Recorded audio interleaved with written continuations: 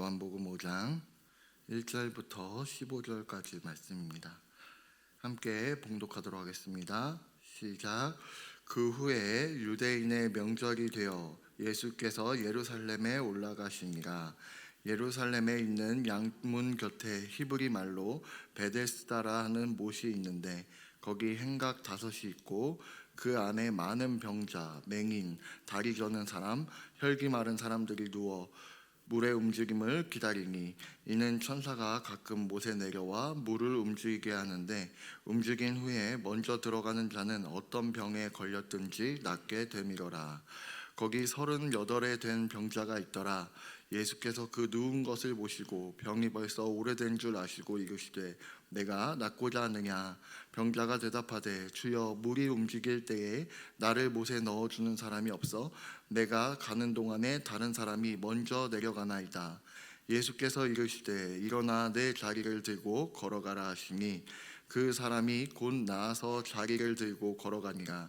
이날은 안식일이니 유대인들이 병 나은 사람에게 이르되 안식일인데 내가 자리를 들고 가는 것이 옳지 아니하니라. 대답하되 나를 낫게 한 그가 자리를 들고 걸어가라 하더라 하니 그들이 묻되 너에게 자리를 들고 걸어가라 한 사람이 누구냐 하되 고침받는 사람은 그가 누구인지 알지 못하니 이는 거기 사람이 많음으로 예수께서 이미 피하셨습니다. 그 후에 예수께서 성전에서 그 사람을 만나 이르시되 보라 내가 나았으니 더 심한 것이 생기지 않게 다시 죄를 범하지 말라 하시니 그 사람이 유대인들에게 가서 자기를 고치니는 예수라 하니라. 아멘. 사랑하는 성도 여러분, 오늘 우리가 함께 나누는 말씀은 요한복음 5장 1절에서 15절까지 기록된 베데스다 연못가의 병자 이야기입니다. 이 말씀은 단순한 병자가 치유받았다라는 사건을 기록하는 것 외에 인간의 무기력함과 또 하나님의 은혜 그리고 참된 회복이 무엇인지를 깊이 드러내는 사건입니다.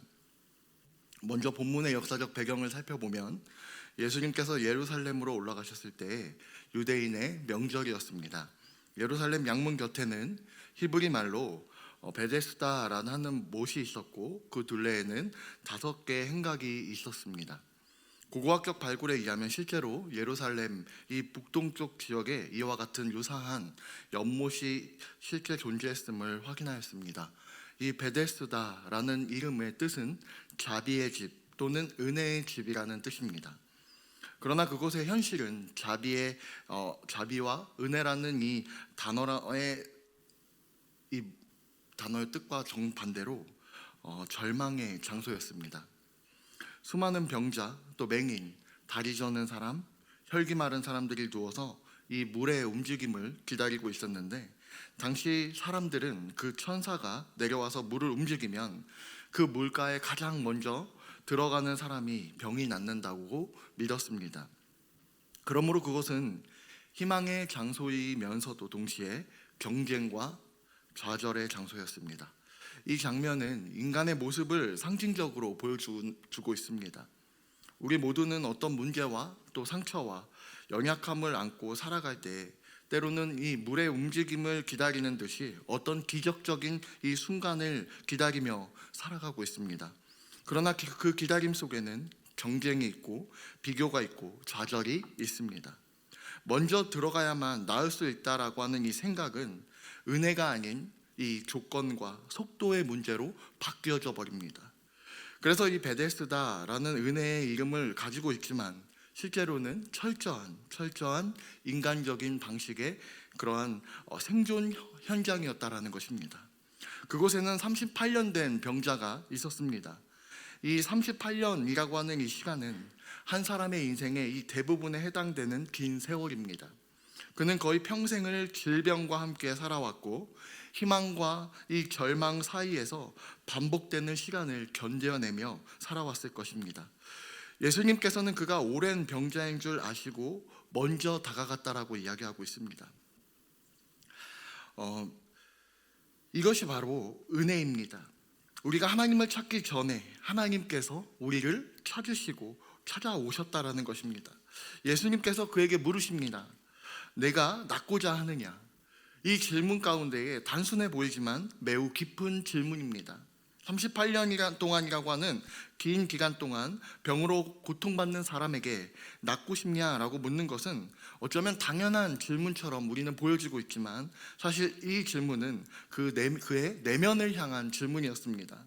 그는 즉시 예, 낫고 싶습니다 라고 대답하지 않습니다.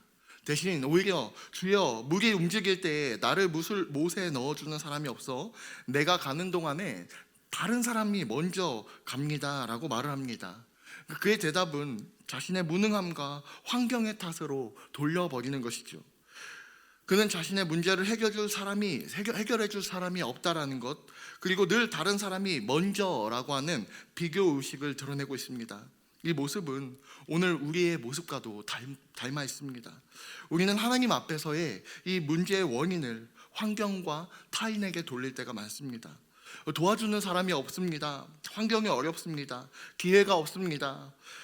스스로를 합리화합니다. 그러나 예수님께서는 이 질문으로 이 변명을 요구하는 이 질문이 아니라 결단을 요구하는 질문이라는 것입니다.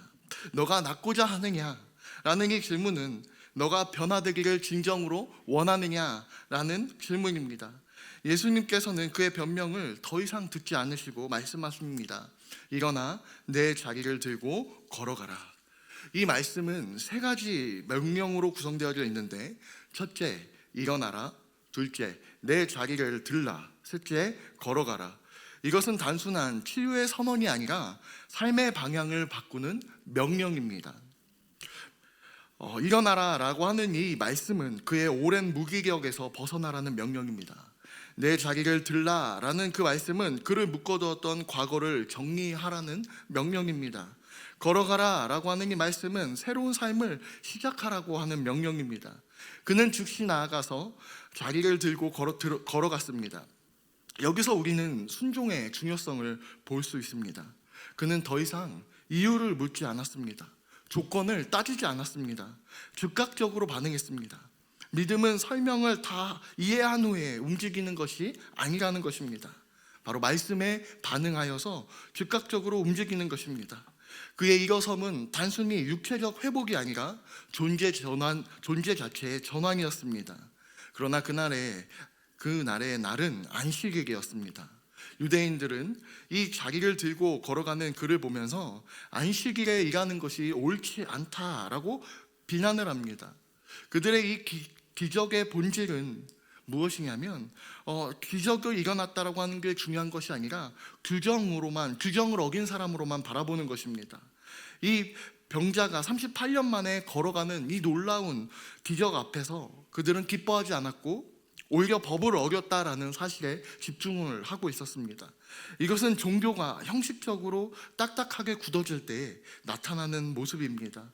율법은 사람을 살리기 위하여서 주어졌지만 형식이 본질을 덮어버리면 오히려 사람을 정죄하는 도구가 되어버린다라는 것입니다.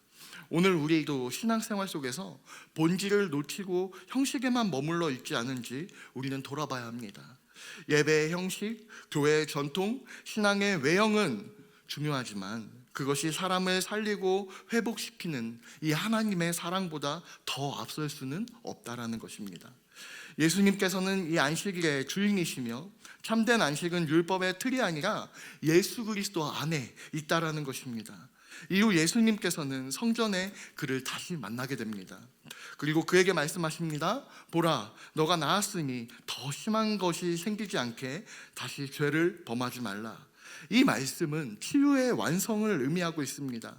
육체적인 이 회복이 끝이 아니라 영적인 회복이 더 중요하다는 사실입니다. 병에서 나았지만 죄 가운데 계속 살아간다면 더 깊은 영적인 파괴가 올 수 있음을 경고하고 있습니다. 예수님은 우리의 몸뿐만 아니라 영혼을 회복시키기를 원하십니다. 그러므로 이 본문 세 가지 중요한 교훈을 우리에게 주는데, 첫 번째, 은혜는 조건이 아니라 하나님의 주권적인 사랑에서 시작된다라는 것입니다. 그리고 두 번째는 회복은 결단과 순종을 요구한다라는 것이고, 셋째, 참된 치유는 육체를 넘어서 영혼의 변화까지 포함한다라는 것입니다. 사랑하는 성도 여러분, 혹시 우리는 이 38년 된 병자처럼 오랜 습관과 상처 그 가운데에 누워 있지는 않으십니까? 혹시 우리 누군가가 도와주지 않으면 아무것도 할 수 없다라고 생각하며 스스로를 제한하고 있지는 않으십니까? 예수님은 오늘 우리에게 물으십니다. 너가 낫고자 하느냐? 이 질문 앞에 우리는 더 이상 변명할 수가 없습니다. 우리는 결단해야 합니다. 그리고 주님은 말씀하십니다. 일어나라. 절망에서 일어나고 상처에서 일어나고 죄의 습관에서 일어나라. 그리고 내 자리를 들라. 과거의 패배의식과 자기 연민을 정리해라. 마지막으로 걸어가라 라고 하는 이 명령 앞에 새로운 삶을 향해 믿음으로 발을 내디뎌야 한다라는 것입니다. 베데스다라고 이 자비의 집이라는 이름은 가졌지만 진정한 이 자비는 예수님 안에서 완성이 되었습니다. 물이 움직이기를 기다릴 필요가 없습니다. 천사가 내려오기를 기다릴 필요가 없습니다. 생명의 주님이 우리 곁에 오셨기 때문에 그렇습니다. 이제는 기다리는 신앙이 아니라 반응하는 신앙으로 나가셔야 합니다. 오늘 이 말씀을 통해 우리는 각자의 베데스다를 떠나 주님의 음성에 순종하는 결단이 있기를 바랍니다. 오랜 절망을 붙잡고 누워있던 이 자리에서 일어나서 말씀에 순종하고 새로운 인생을 시작하는 은혜가 우리에게 모두에게 임하기를 축복합니다. 예수님 안에 우리는 진정으로 일어설 수 있고요, 그분의 말씀 안에서 우리는 참된 자유를 누릴 수가 있습니다.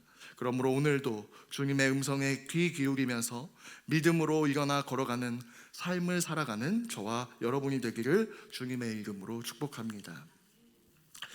하나님 감사합니다. 오늘도 귀한 한 분 한 분과 함께 하나님을 이 새벽에 예배할 수 있음에 감사합니다. 하나님, 오늘 말씀과 같이 우리가 말씀을 듣고 흘려 넘기는 것이 아니라 하나님의 말씀을 붙잡고 삶으로 반응하는 귀한 자들이 될 수 있도록 주님 붙잡아 주시옵소서.